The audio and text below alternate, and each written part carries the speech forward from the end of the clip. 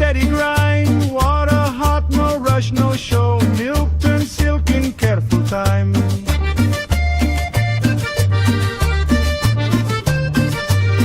Dark cup from lake clean and slow. Mountain groom, strong and true. A Colombian cappuccino made right here above the blue.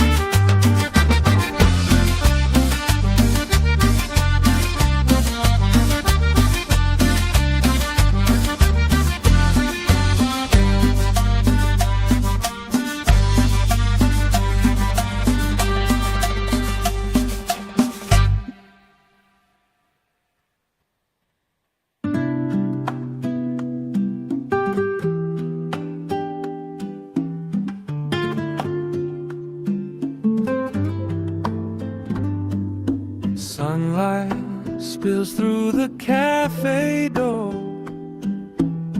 Mic goes live like it's done before. 9 years deep in these mountain towns, we brew the truth, not just sit around. I came for a visit and stayed for the view, but the soul of this place, it just pulls you through. Mornings in Finlandia, nights in Salento. Life don't move fast, but man, it's full tempo. This ain't a pitch, it's real as it gets. From lost bags to love and bureaucratic regrets. No script here, just the sound of real lives told live every week under Colombian skies. It's coffee time lived from the heart of Quindío, where the screen fades out and the real stories flow from expats who landed and locals who guide. We laugh, we vent, we cry, we ride. It's not about views, it's about the vibe. Just raw conversation, live and alive.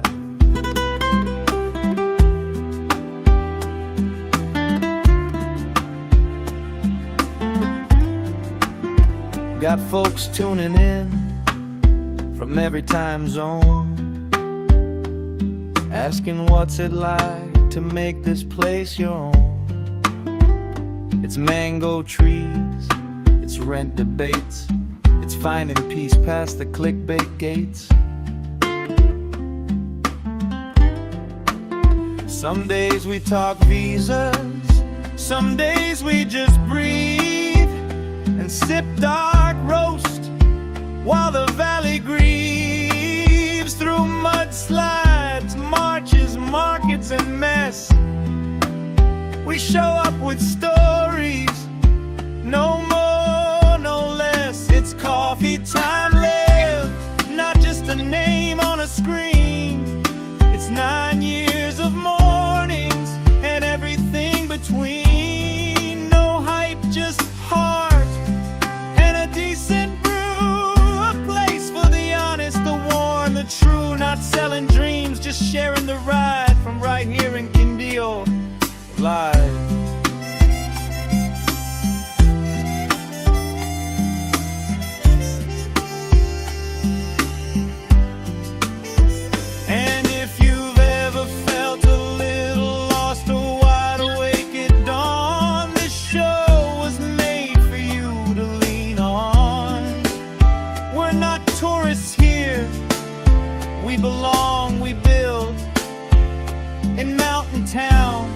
where the air stands still. So bring your mug, your doubts, your days. We'll light 'em up in soft cafe rays. It's not a podcast, it's a porch light glow. It's home and a headline, a yes and a no. It's coffee time, live. Come as you are, from my table in Colombia to wherever you are.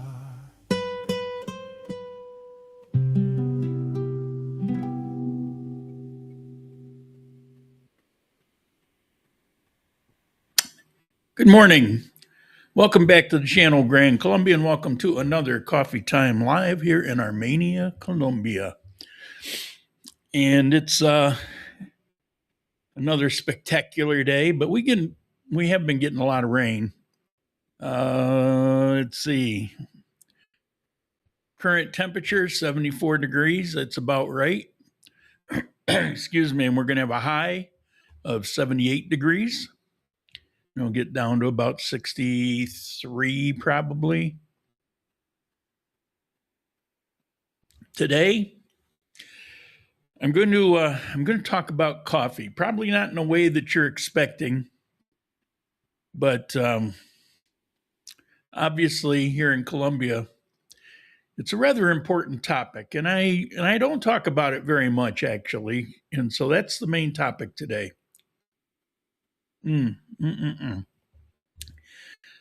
Very busy this week. I finished up my AI series. I'm contemplating.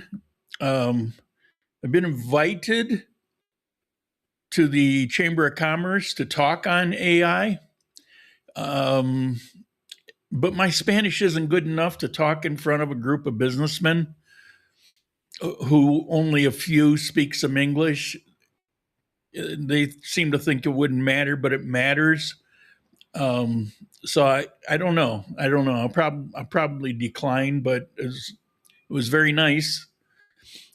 Spanish Angler, welcome back to Colombia. Good morning. Oh, you're in Tampa Bay. Can't keep track. 2 weeks more before going back to the farm in Cordoba. Yeah, I bet you can't wait. I don't have a car now. I can't drive out to see it. Okay, so I do need 6 new chats for this month because this is the last day. Even though I got 6 more days in the month, this is the last day for me to gather up 6 new chats. And what that means is people that have not dropped anything in the chat in February, it only counts as one person, one time a month. And Mr. Spanish Angler, I think that's the first time. And I do want, at least we can agree on Willie Colon, but not Bad Bunny. Yeah, see, my thing with Bad Bunny isn't because it turned political. And he put up a post. He said something like, I don't understand why everybody's upset about Bad Bunny, or can anybody explain that to me, or something like that.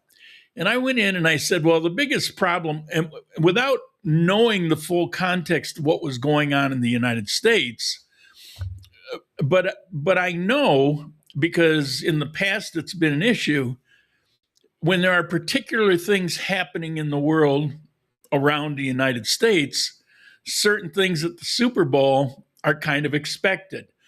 And so my reply was, well, it's the 250th year of the United States. And throughout the year, there's all kinds of big national celebration things. And at the Super Bowl, that's what would probably be more appropriate, having something around that. If you're going to have a Super Bowl show at the 250th anniversary of the United States, you would think it would be some kind of Mickey Rooney, Yankee Doodle Dandy sort of thing.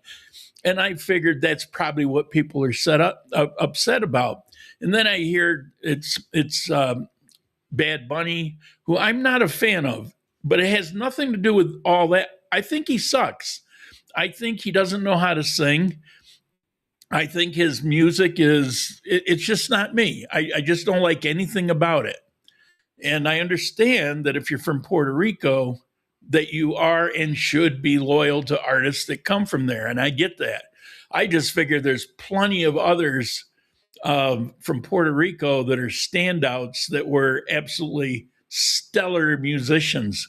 And so we had I found it kind of fun. We had a Facebook back and forth, nothing angry, although some people would see a post and jump in and kind of go crazy. But I was having kind of fun with it, going back and forth and talking about it and stuff. and I wasted my time because I didn't really watch the halftime show at Super Bowl because I wasn't really watching Super Bowl. I didn't care. Bills weren't in it. I didn't care.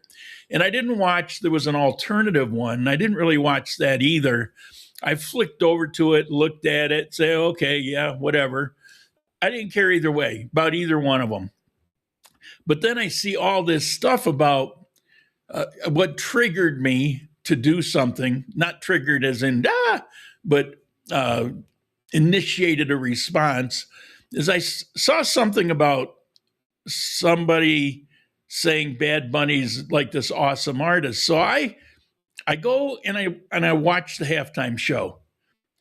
And first I thought it was absolutely ridiculous because I'm imagining if I'm in the stands, I couldn't see anything and they pay thousands of dollars for those tickets, I'd be really pissed, which had nothing to do with people's arguments. But first thing I noticed.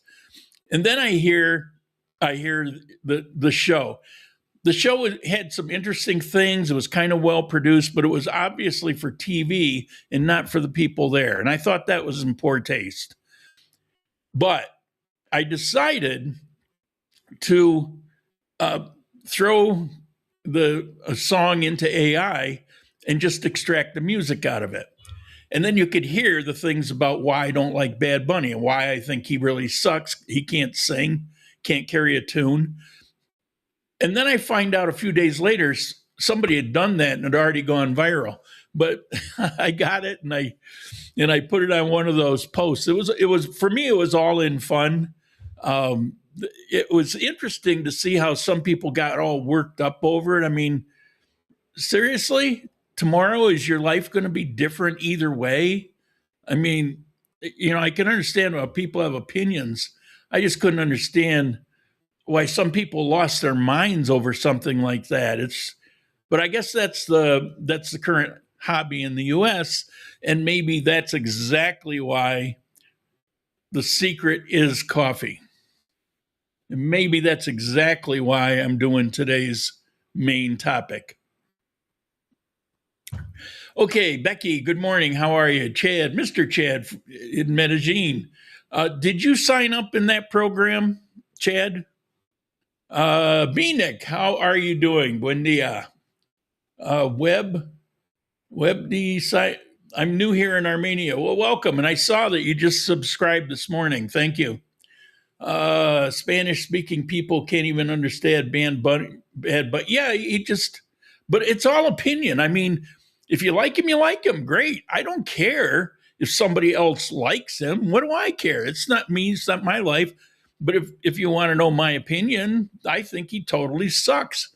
I don't get the attraction, and the thing is, and it was really stand out at the Super Bowl where he stuffed stuff down his pants to try to make him look more like a man, and he builds out his shoulders to look like.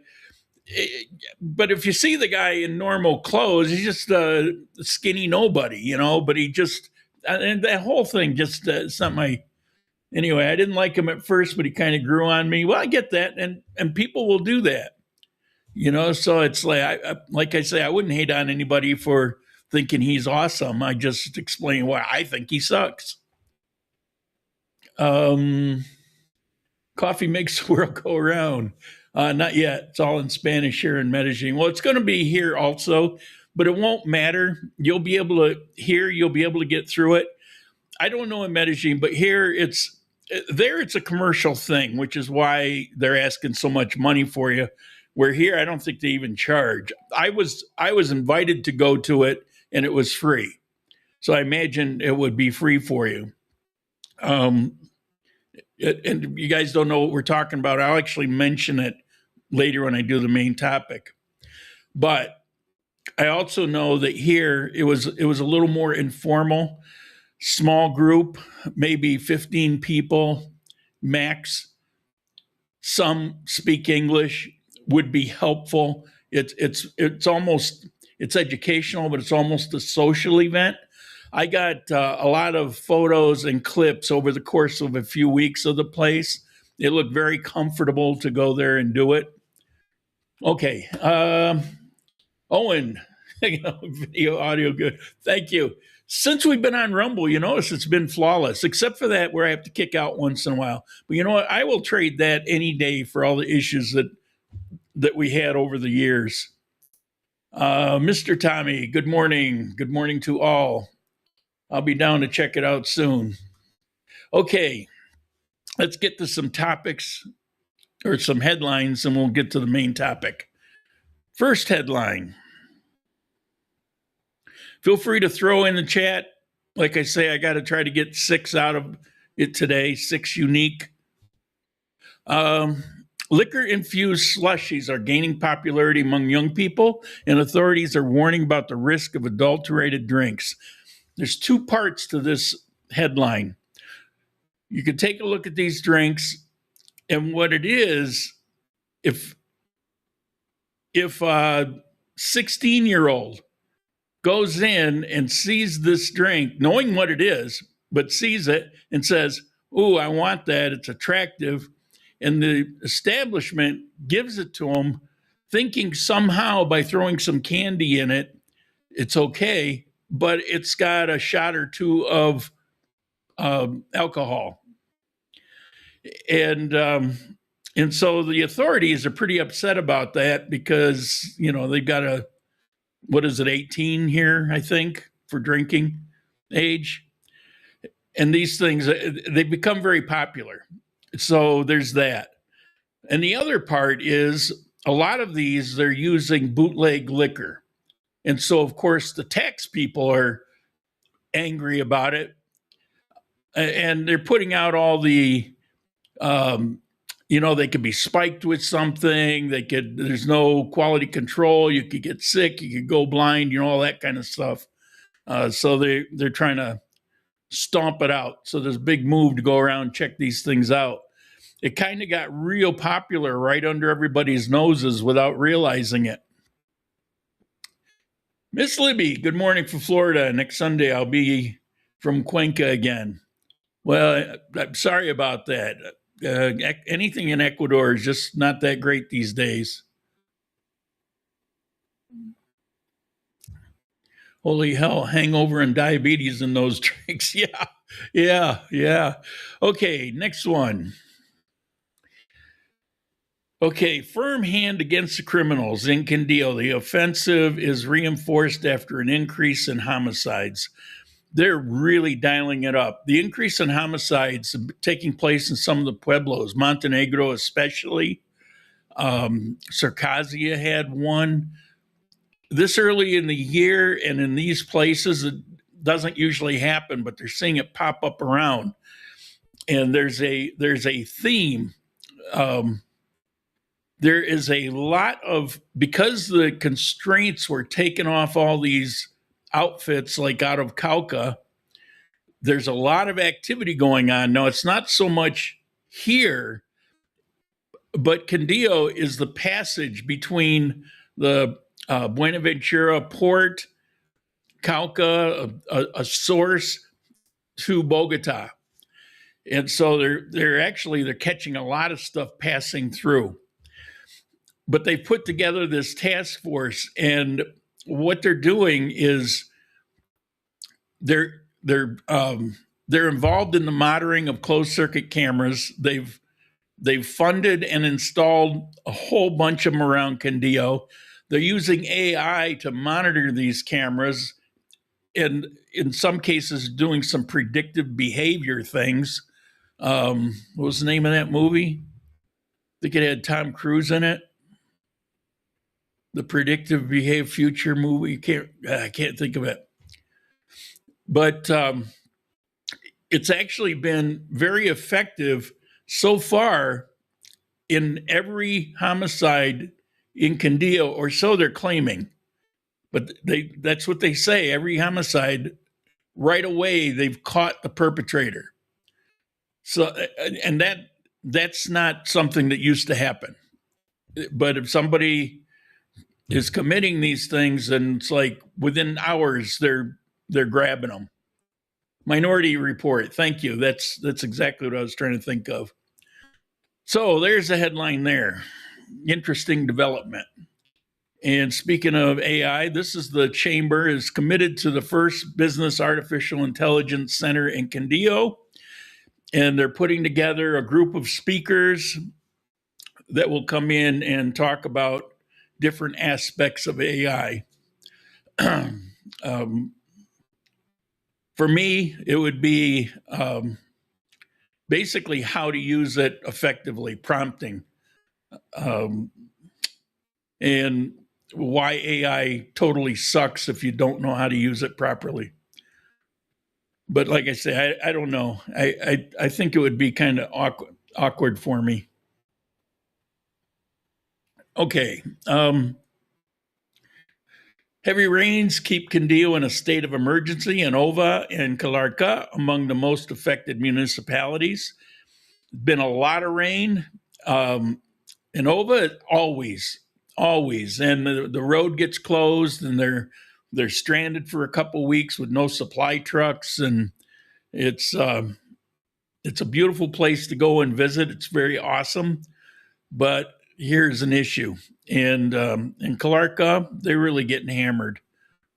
For me here in the north, I mean, it's nothing. Every night we're getting some pretty good rain.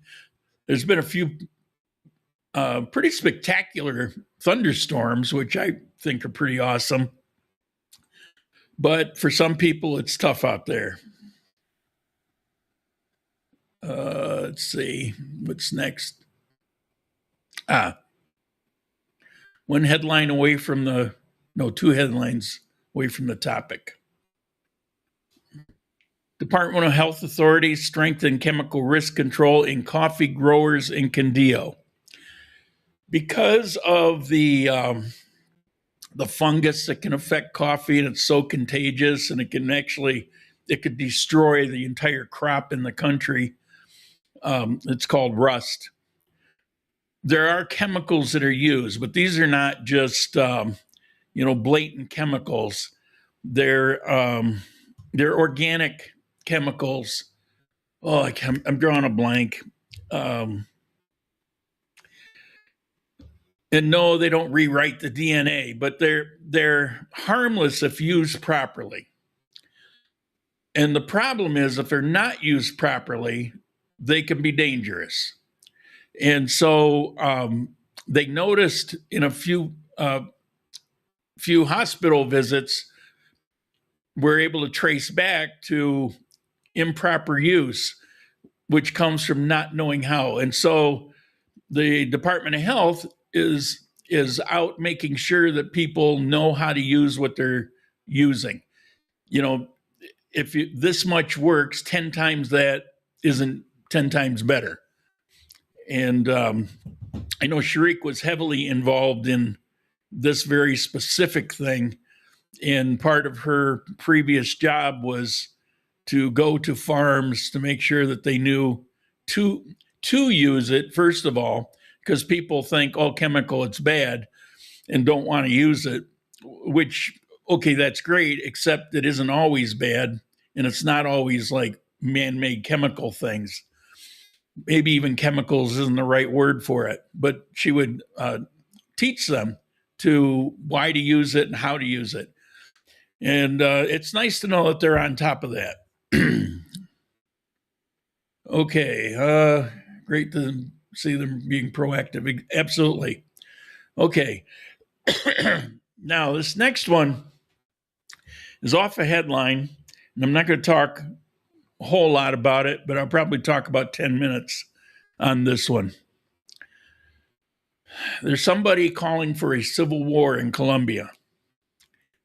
And this is the map. He wants it redrawn. I don't quite understand the redrawing of the map because verbally he's talking about practically the center of Colombia. But he's redrawing the map, and the green areas are to be a new and separate country. So, Antioquia separatists explode after Petro marchers hit Medellin streets on February 13th. That's the long headline. Colombia's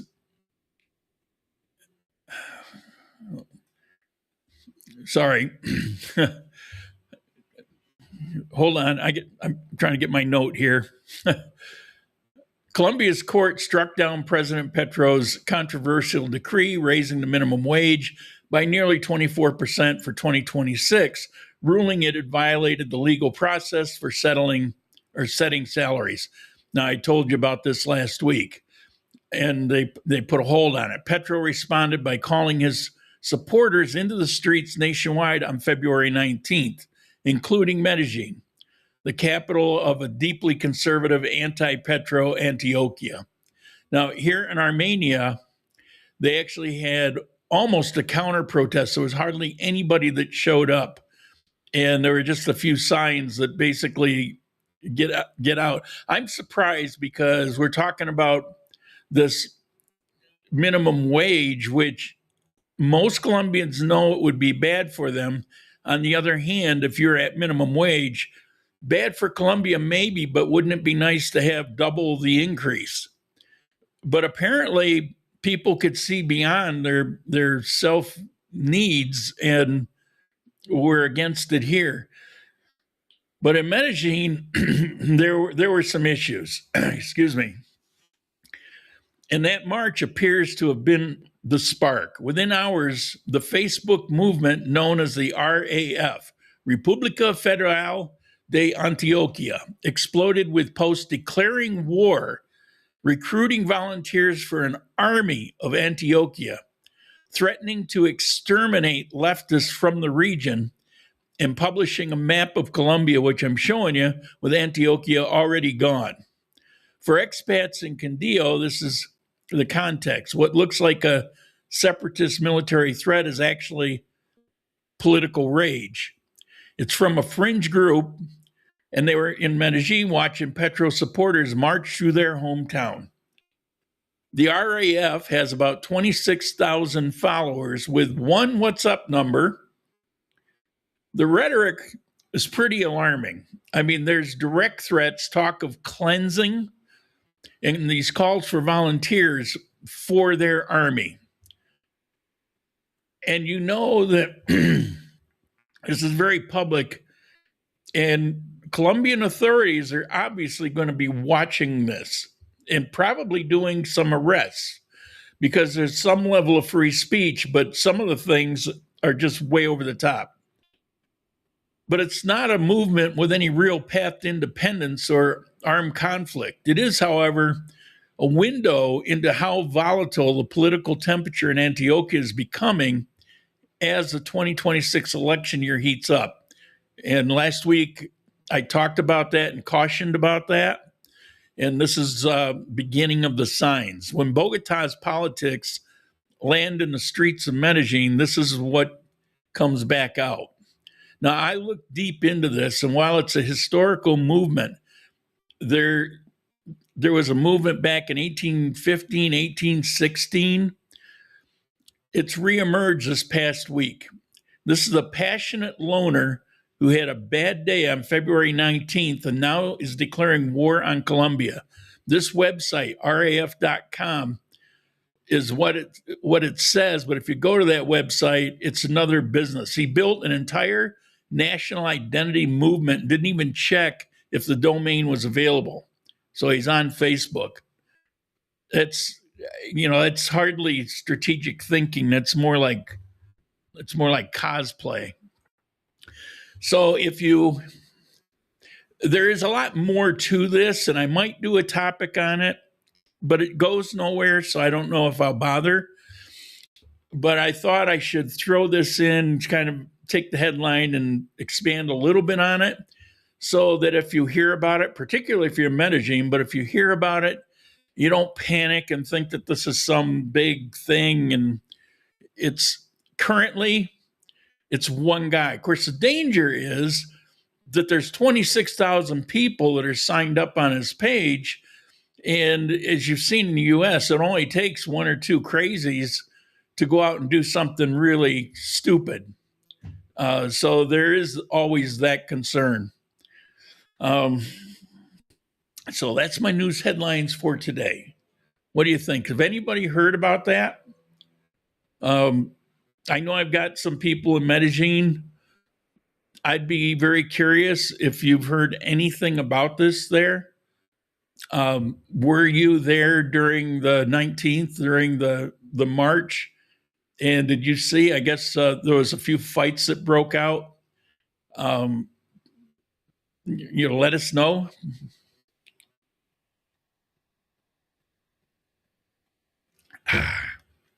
Reminds me of the paramilitary in the 90s. Well, but it's one guy, and he's really pissed. You go through and you read his headlines, it is really out there. I mean, he's basically, he's not mincing his words. He's calling for off with their heads. Okay. Let's see. I think we got a main topic here.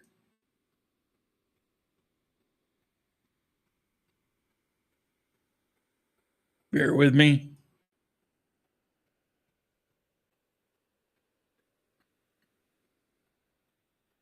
Sorry about that.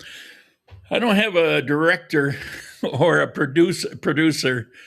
And so, I have to click on some controls and things, and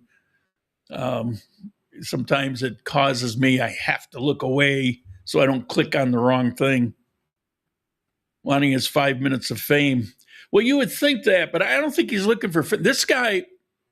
This guy is really enraged. I mean, his posts, I couldn't put into words myself the level of rage, that the picture that he paints of the level of rage he has. You read his stuff and you could feel it. I mean, it's really there. It's alive. And obviously that's what's driving him. This movement,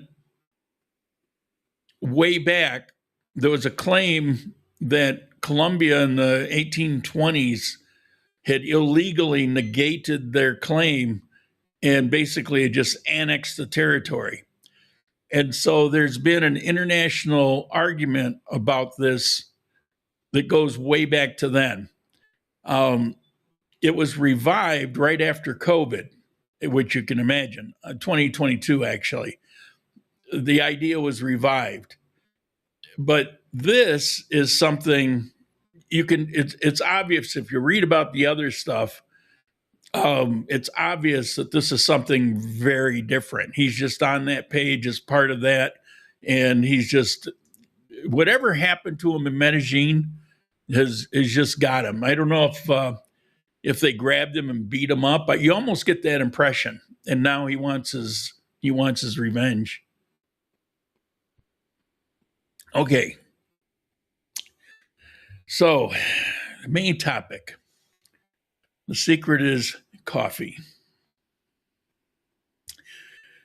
Today I want to talk about the thing that brought a lot of us here, or at least the thing that keeps us happy after we arrive. Sorry, my sore throat's not great today. Of course, I'm talking about coffee. Real coffee. The kind of coffee that changes what you thought you knew. So let me paint you a picture that I think a lot of you are going to recognize. Back in the States, you were a coffee person. You knew what you liked, and maybe it was a dark roast at the corner shop, or maybe it was a Starbucks regular. or the triple whatever with a complicated name. You had your ritual. You drank it every morning, probably more than once a day, and you considered yourself someone who appreciated good coffee. But then you came to Colombia. Might have been a visit, maybe you moved here. And it was the first time somebody handed you a cup of locally grown, freshly roasted Colombian coffee. Medium roast, with clean, no bitterness. Something happened. You couldn't quite name it at first. You just knew it tasted different. Somehow it was better. So you asked for another cup. And you started thinking about it later in that day, that cup. It's like, what the hell is going on here? I mean, it's coffee. Obviously, it's coffee, but I never had coffee taste quite like this. This is smooth. I don't need to fill it with sugar. It's got this natural sweetness to it. And the bitterness, the heavy bitterness, it's just not there. What you were tasting, though you didn't know it yet, was a difference between coffee that was grown for export and the coffee that was grown to be drunk by the people who grew it. You're tasting altitude. You're tasting volcanic soil. You're tasting these Arabica beans harvested by hand at exactly the right moment, processed carefully, and roasted to bring out flavor instead of cover it up. Here's something that surprises most Americans. The dark roast you grew up on, that almost burned bitter taste that you trained yourself to drink, that's not premium coffee. That's what happens when you roast away imperfections. When the beans are good, you don't need to torch them. Medium roast lets the actual character of the bean come out. The fruit notes, the chocolate, the subtle acidity that cleans your palate instead of coating it. What Starbucks sells you is bold and premium. In the coffee world, it's a way to standardize mediocre sourcing. When every bean tastes charred, you can't tell the difference between a great bean and an average one. But you can tell here. Boy, can you tell. So you started exploring. Maybe you wandered into a different cafe down in Central. Maybe a Colombian friend took you somewhere off the tourist path. You noticed something interesting. This cup tasted different from yesterday's cup. Same country, but different farm. You could actually taste it. You could tell it was different. And maybe that's when it clicked. Maybe you figured out that coffee here is a lot like wine. Same grape, grown on two different hillsides, produces two different wines.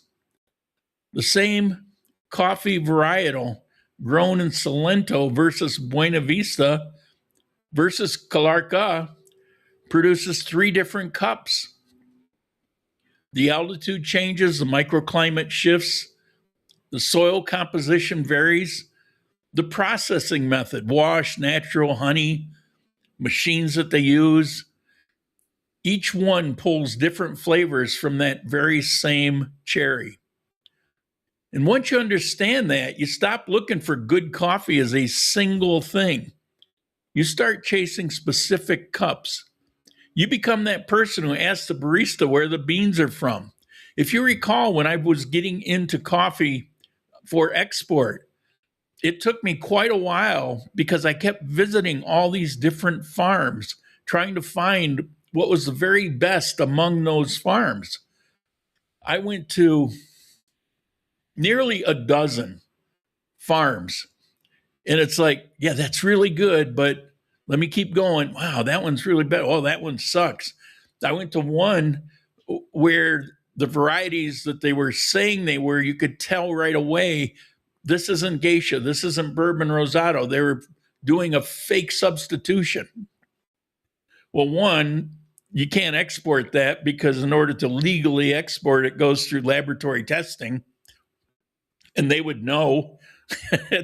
and so that would be a real problem. But within Colombia, Here, you can go up and buy from a coffee shop or in the store or whatever, and it says it's geisha or bourbon rosado or whatever. And there's nothing to say that that's what it actually is. And after a while, you get to figure these things out. Nothing more than just tasting it. Then you start making small pilgrimages. Like you go to Salento because somebody told you about a coffee shop there. Or you stop in Finlandia on the way back. You hear there's a farm outside of Buena Vista that serves their coffee in wine glasses. And yeah, that's a real place. And yeah, it's worth the trip. That's Cafe San Alberto. You sit on top of the mountain looking out over the valley. You're looking down on Buena Vista. That's how high it is. And they've got a coffee shop right there along with their coffee farm. That's Colombia's smallest municipality, Buena Vista, by the way. And that farm is run by two brothers that came up with a concept after touring the vineyards of France and asking themselves, why can't coffee be an experience like that? And they came back to Colombia and they built it. That farm now holds 42 international awards, including 3 golden stars from Belgium Institute of Taste and a gold quality award again last year, 2025. They quickly rose, well, I wouldn't say quickly, but they rose to the top of the world when it comes to coffee. And as a little side note, the bourbon rosado that I'd been selling scored 1 point higher than theirs. That little farm I picked is awesome. Anyway, for some of you, curiosity goes deeper and you want to understand not just what you're tasting, but why. You want to know what's happening from cherry to cup. And that's where this region does something remarkable. You've got options here. Most coffee-loving experts don't even realize it exists. Right here in Armenia, Cafe La Morelia offers barista courses, guided tastings, and there's full farm production tours. It's 10 minutes out of Armenia. Their gourmet coffee has its own international gold seal, and you can book a private farm experience just outside the city with a professional taster as your guide. I know her. She's very good at what she does. 3 hours walking the plantation and watching the cherry pulping and washing and ending with a cup of single origin from that exact farm and fresh homemade arepas. It's something to experience. And it's not like it's really going to cost. It's minimal. Farms like these, a number of them run plantation tours. Finca El Ocaso in Salento will walk you through the entire production process. The coffee park, the amusement park, half an hour away, is one of Colombia's most complete coffee experience destinations. And then there is Sena. Now, Sena, S-E-N-A, Sena is Colombia's national vocational training system. It offers a full month-long course in coffee production and barista skills right here in Quindío. And it's essentially free because this department takes coffee seriously enough that the national government built into the training infrastructure this program. Now, Sena is basically like Votech. It's intended for college students who want to go in a direction that's more hands-on, although they have traditional college courses, but think of it more as Votech. They offer things that colleges don't, along with things that colleges do. They offer English programs also, but it's most of it is funded through the public education system. Excuse me. I'm really sorry about that. Olga, I'll get to you in just a second. The same course that trains the next generation of Colombian baristas and small farm operators is open and accessible to you. Now, they have to accept you because it's not a norm. They accepted me because I do coffee business here. But I also was told that they try not to be exclusive. It's just new to them. It's not really even known beyond Colombian coffee farmers. Even most Colombians aren't aware that the program exists. But this is not something you really find anywhere else in the world. So here's something that puts all this in context. In 2025, for the first time this century, coffee became Colombia's #1 export. It surpassed oil, coal, other fuels, emeralds. Coffee export reached $5.78 billion, 18% above coal. Production hit nearly 15 million bags, the highest since 1996. The CEO of the National Federation of Coffee Growers put it pretty plainly. Coffee generates more than 20 trillion pesos flowing into the national economy. It has a presence in 23 departments and 611 municipalities. This country's most important product comes from this region right here, the cafeteria region. Here, Quindío, Caldas, and Risaralda. It's by far the majority of where that heritage lives. As a matter of fact, this is a UNESCO World Heritage Site, this entire region. The coffee cultural landscape that you drive through or ride buses through all the time, it's recognized as one of humanity's significant cultural achievements. And the cup you had this morning probably cost you less than $1. And that's the thing about being an expat here. You didn't just move to a cheaper place to live. You moved to a place that happens to produce something the world considers extraordinary. And here, you can get it at the source, fresh, at a price that's almost an afterthought. The American who pays $6 for a burnt Starbucks espresso is funding a global brand's real estate portfolio.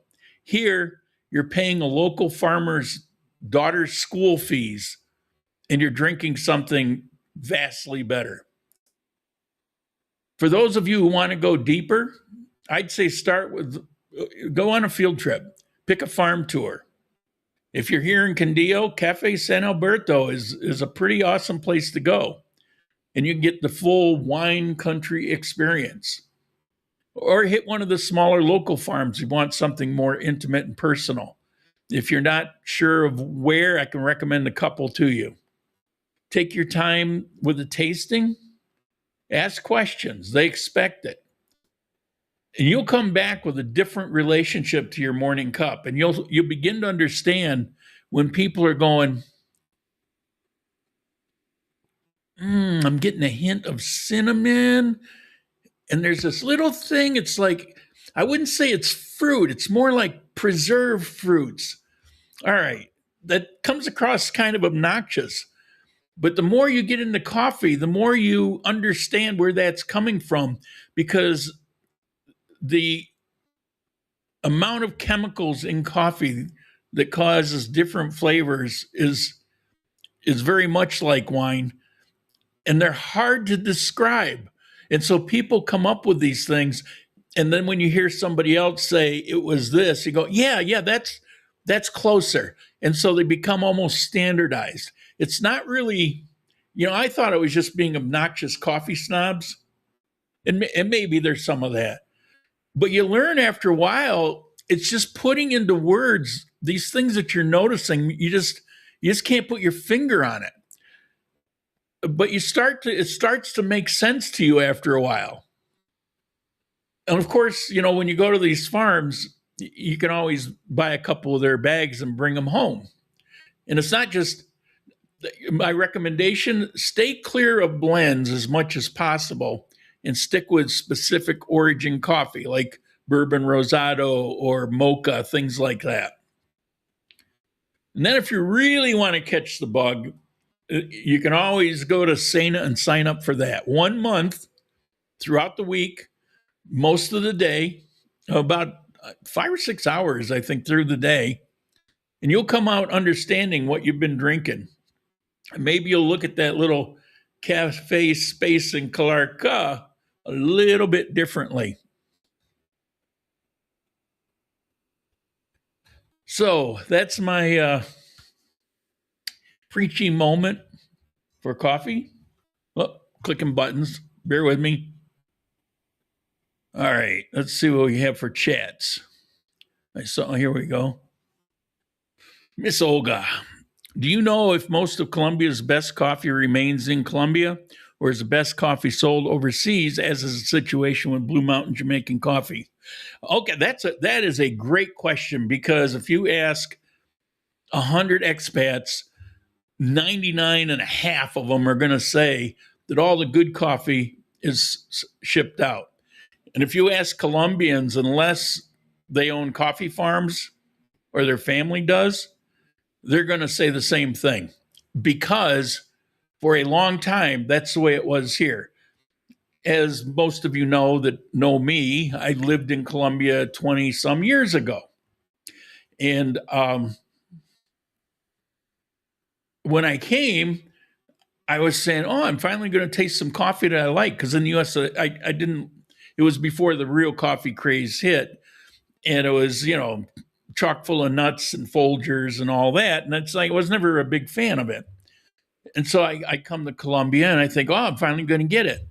And so my ex-wife, Jenny, her mother was going to make me some coffee. This was, I hadn't been in Colombia more than a week or so.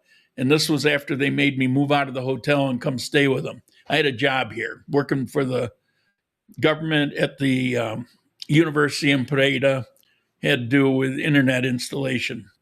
So anyway, I'm here and I'm finally going to get some coffee. So this is awesome. Her mother goes to the stove and she puts this big tin, beat up, lots of dents in it.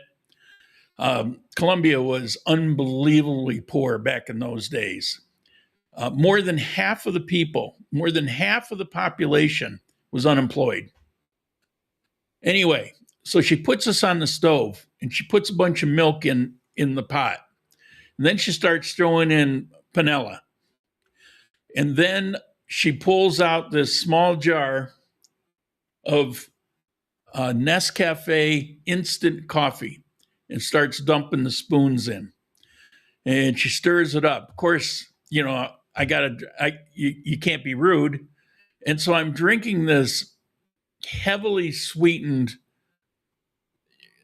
coffee adjacent drink that was far from like really good. If you like something overly sweet, because it had a ton of panela sugar, ton of panela in there, and it was just I never asked for it again. But that's what people used to drink because they didn't get the good coffee, because people didn't have the money to buy the good coffee. It's the better it is, the more expensive it is to grow for a whole bunch of reasons. For example, the mocha. The mocha's production per plant is 25% of what it is for a regular coffee plant. 25%. Plus, you can grow, I forget the percentage, a lot less plants per acre. So you have fewer plants that produce very small amount. The production might fill a coffee bag, whereas for regular coffee, that same plot of land would have filled 6 or 7 bags of coffee. The big. That makes it really expensive because you've got all the labor involved in it. But that land could have produced so much more. Now, can you get that kind of money out of it? And that's why you don't find that particular variety much in Colombia, because it is the most expensive to grow. I have it. I had it, but it was the only farm in Condillo I found that carried that variety. And that's exactly why. And so you find this with other varieties. Part of the reason they're expensive is because it takes so much more to get them out of the process. So back in those days, people couldn't afford it, and an instant coffee was actually made right in near Manizales, the Nescafe freeze dry factory and all that. It's right here, and so they could get that cheap, and so that's what they would buy.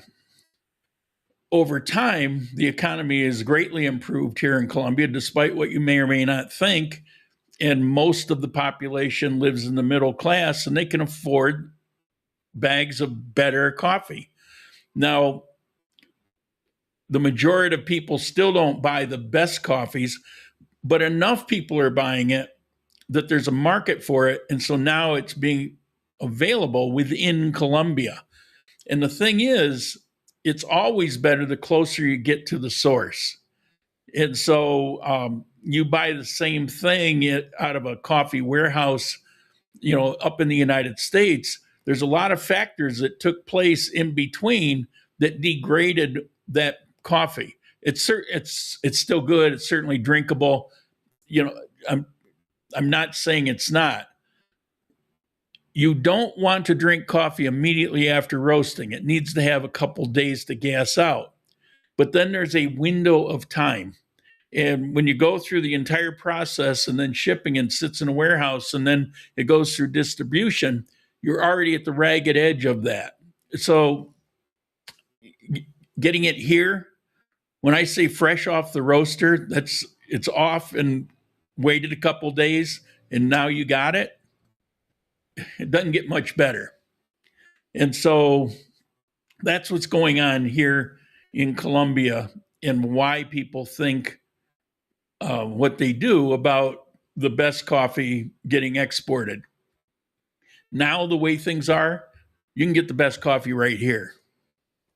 My wife still drinks Nescafe decaf instant with half a cup of creamer.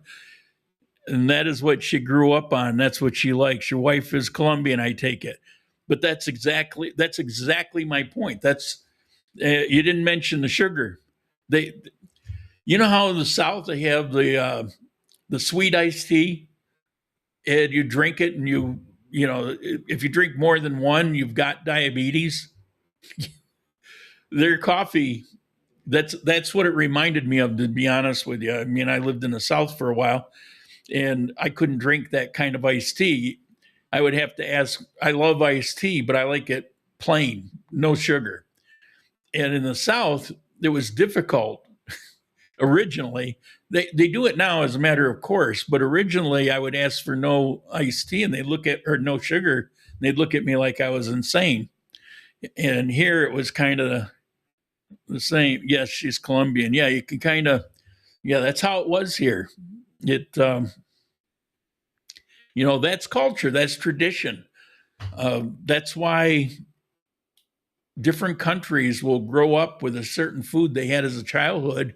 Very often it was a poverty food, and you look at it and you taste it and you don't get it. Like arepa, people come from the USA, they don't get it. And there's two things. First of all, they're only good if you have them homemade, fresh and homemade.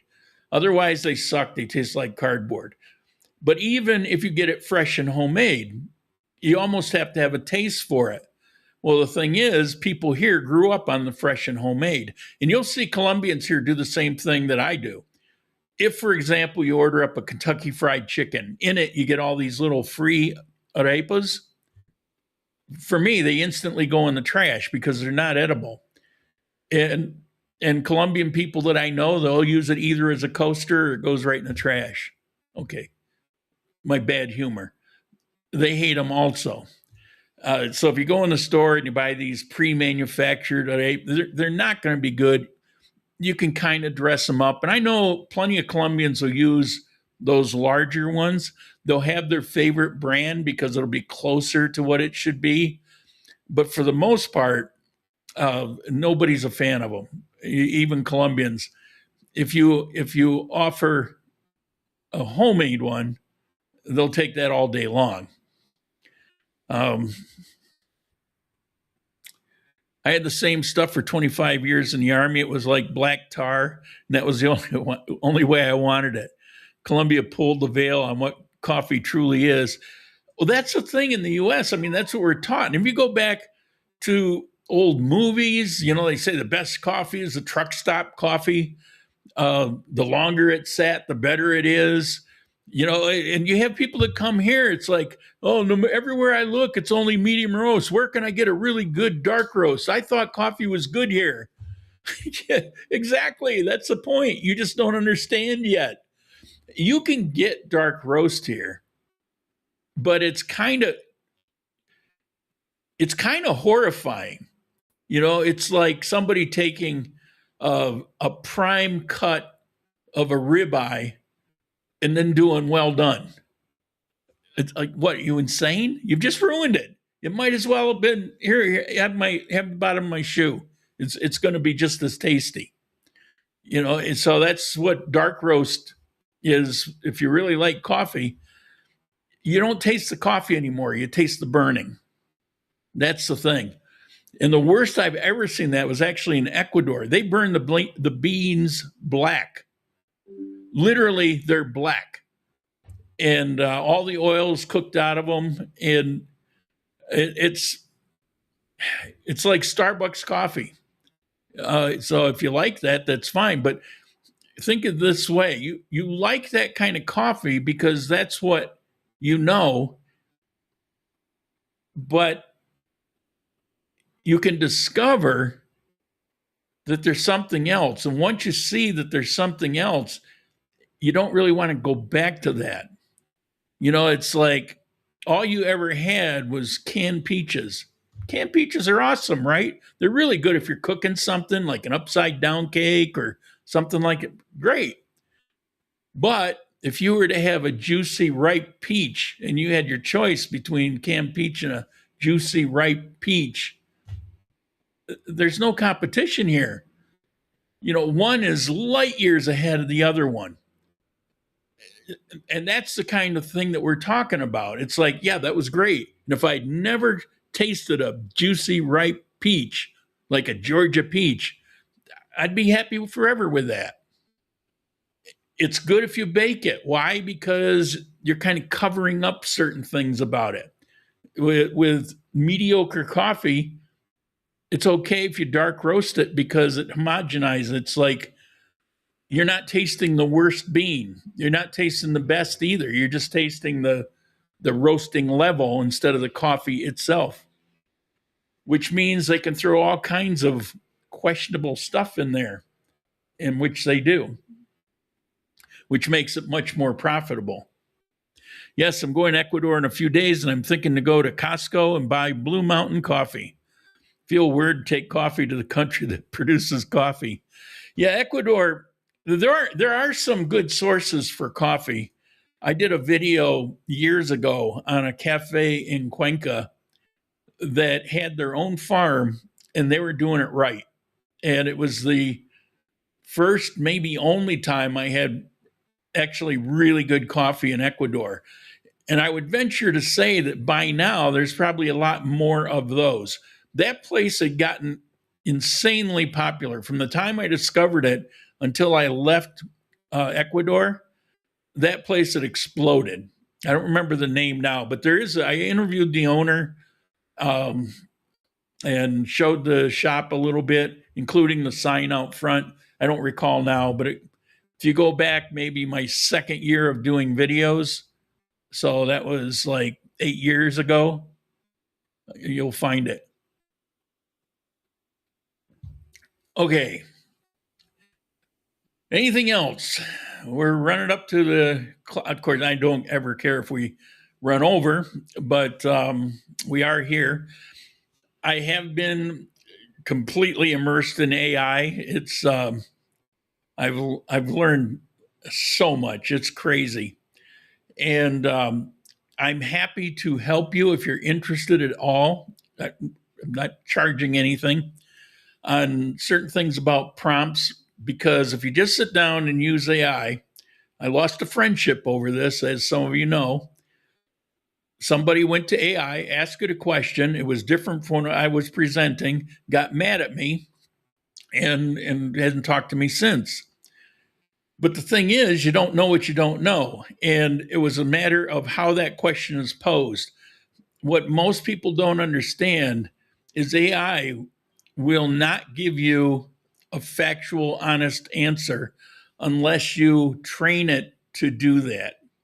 And now I've learned some very quick ways, instead of spending months, which was me in the learning curve, learning all the ins and outs of AI. I spent months doing it. I have it down now to, a few prompts, and you can get it.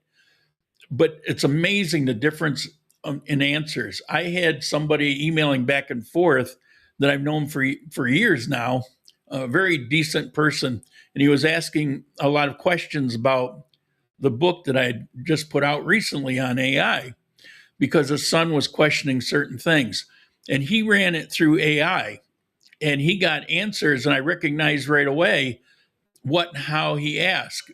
And so he got this canned answer, which was not good.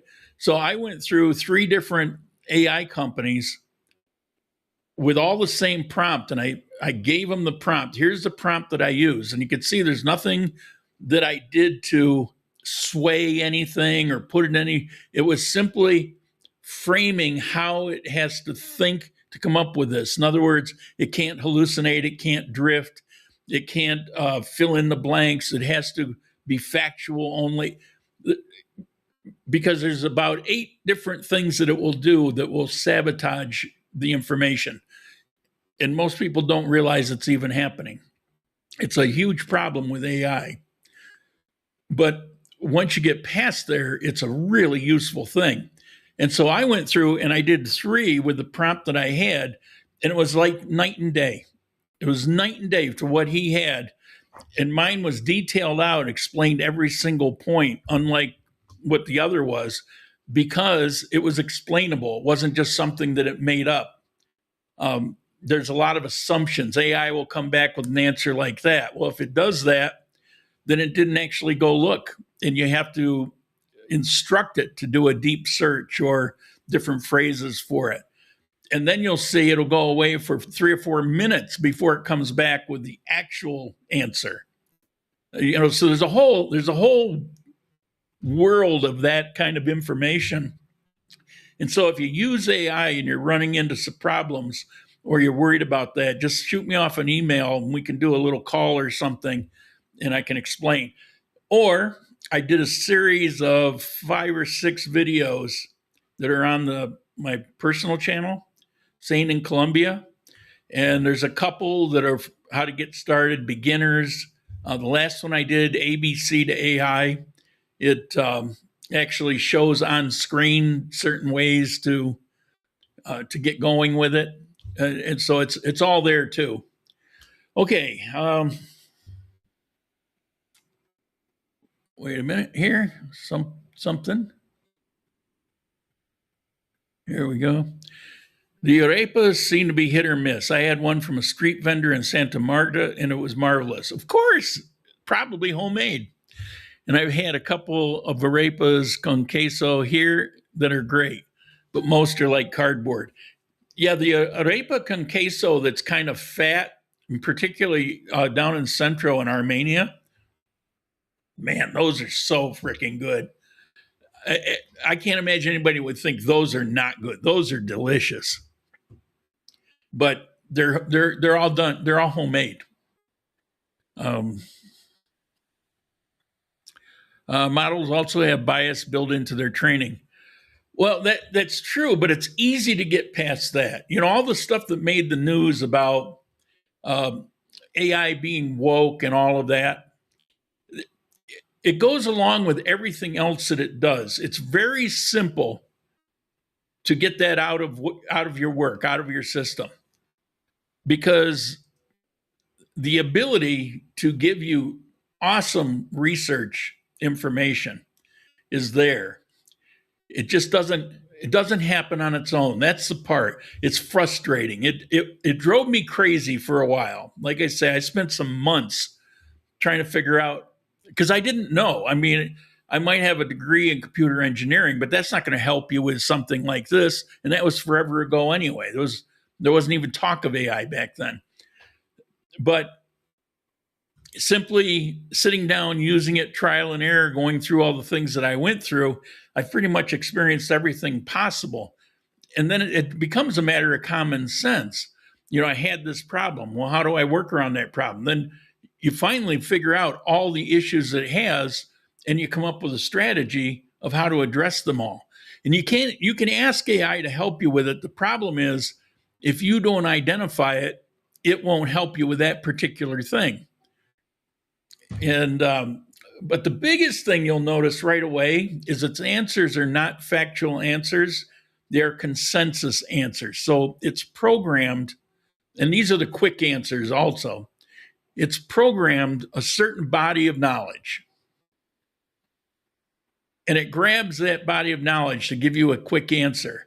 And in that body of knowledge will be consensus. So if somebody says, how many sexes are there, for example? And I don't mean this as political. I just mean there's been so much consensus talk out there as if it were in question. And so instead of coming back and saying two, it might come back and just kind of dance around the issue. Well, it depends of social construct and blah, blah, blah, blah. So it doesn't give you a factual, definitive answer. That might not be the best of examples, but it could be anything. It could be, I don't know, it could be a type of coffee, and I'm asking information about it. And it can come back with a generic but non-factual answer. Another thing it'll do is, if it doesn't know in its basic programming, it will give you a confident answer that it completely made up. They call it hallucination. It'll just make it up. It'll fill in the blanks. Another thing is, as you're talking in that thread, you'll talk about different things as it's like on a book. I've got this, that. I use it for brainstorming a lot. And then it gets down to this question that I've got, or whatever we're discussing, and it pulls information out of the thread, whether it relates or not, and includes those in the answer. So the longer that thread goes, the more it builds up false information. They call it drift. So instead of being on topic with that particular question, it kind of wanders off into something else. And it's like, what the hell are you talking about? So all these issues are with AI, and so that it's not a waste of your time or frustration. Once you know how to do it, piece of cake. I have none of those issues anymore, so it's pretty awesome. Okay, yeah. That's not much about Columbia, is it? All right, are we done? Is that it? Sorry about that. I get off on these tangents. All right, I think we're there. I got a couple people sign out, so I think we're good to go. I will see you next Sunday. Hopefully I got my chats in. I don't know. I'm a little worried about it. If I fall short one chat, it's going to cost me a few $100s. But fingers crossed. And where's my producer? All right. I will see you next week. It's March 1st. Ciao.